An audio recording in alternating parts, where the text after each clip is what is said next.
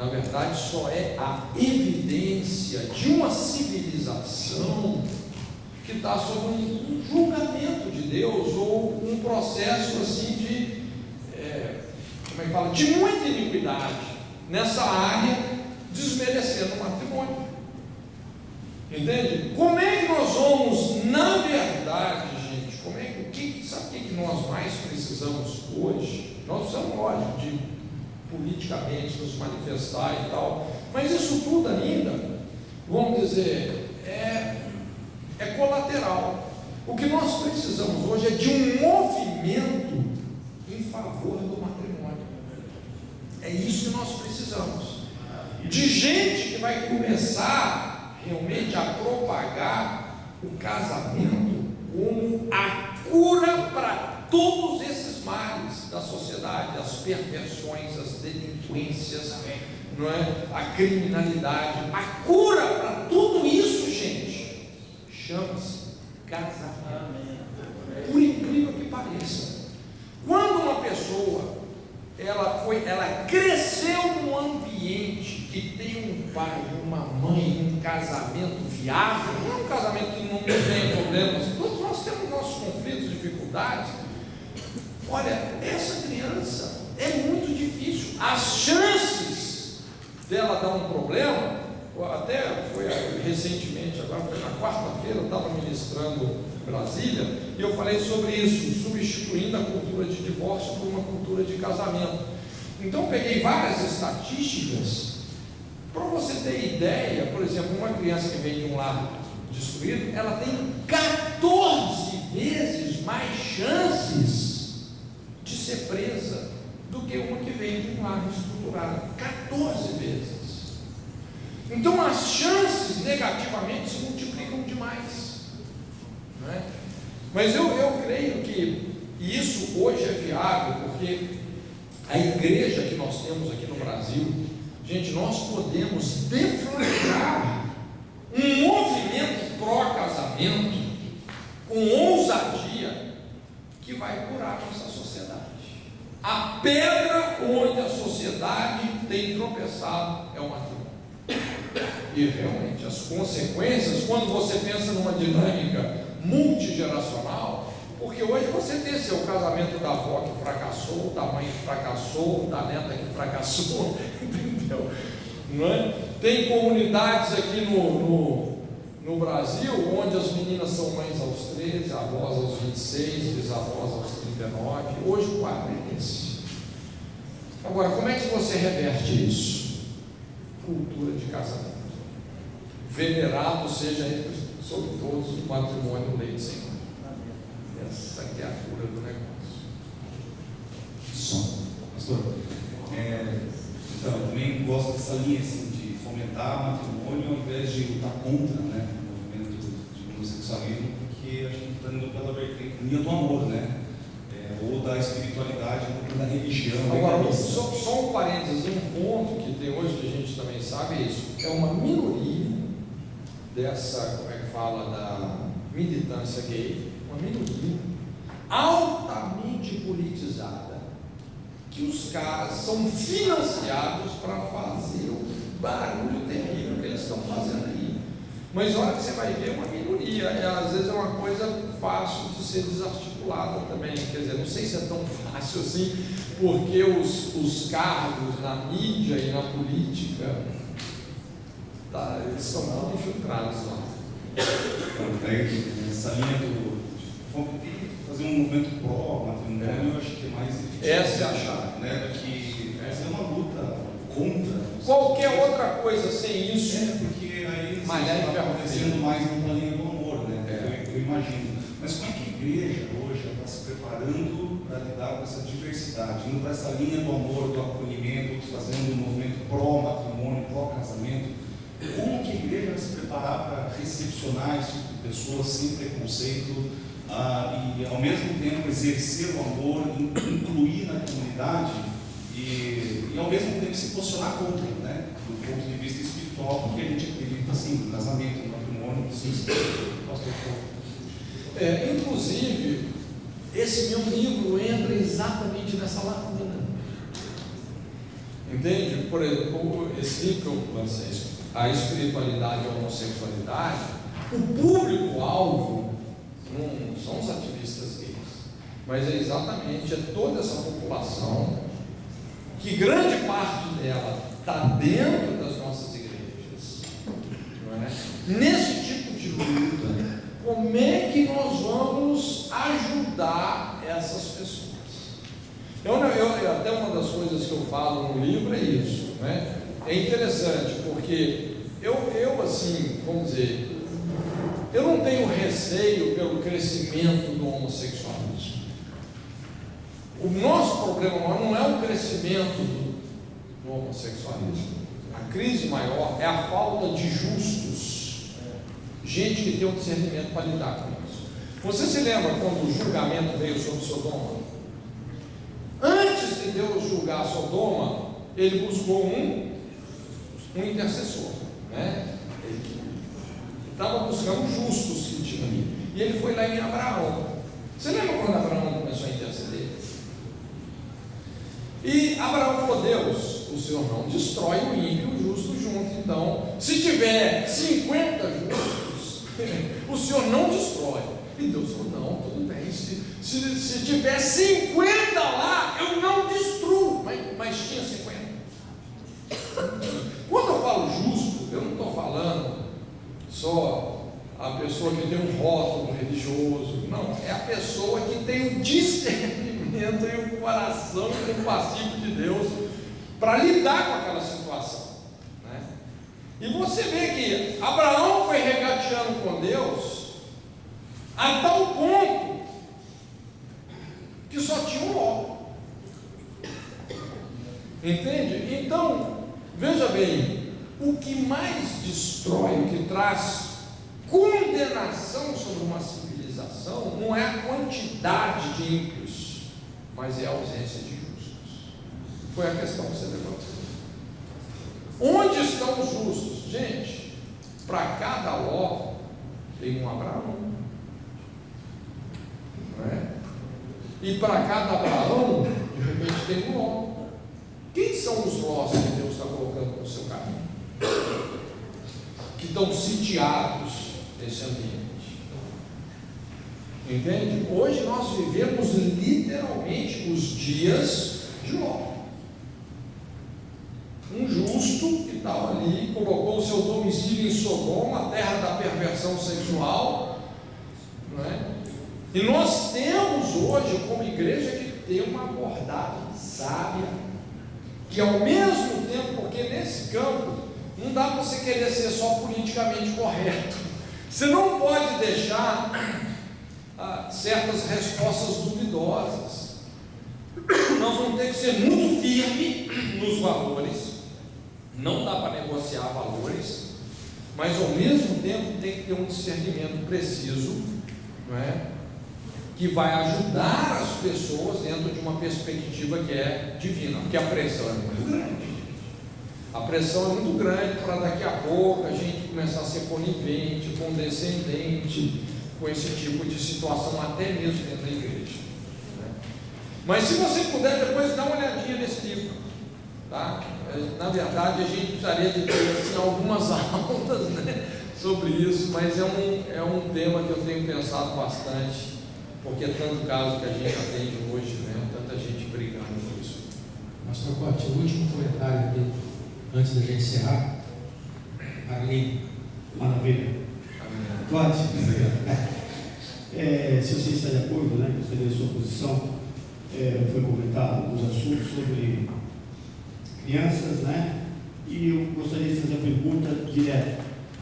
Será que não seria a nossa posição como igreja aqui, igreja no local, igreja como corpo, nós que estamos aqui, doações de crianças, como diz o meu irmão ali, será que nós não estamos sendo um pouco injustos?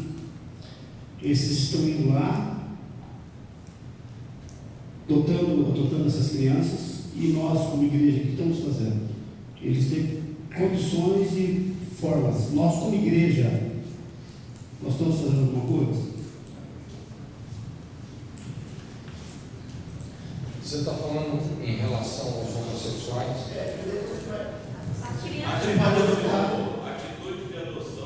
atitude, porque essas crianças vão viver lá, são futuros do quê?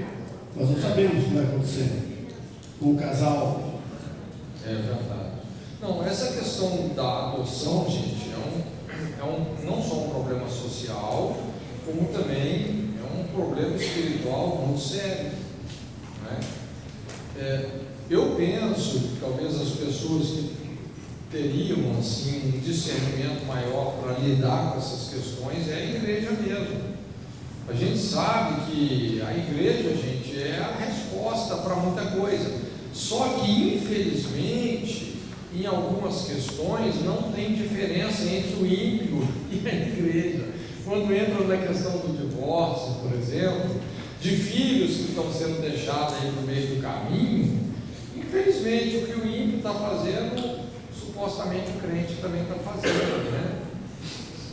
Mas realmente, a gente, por isso, eu acredito muito nesse potencial de nós discipularmos a nação, discipulando a igreja, não é?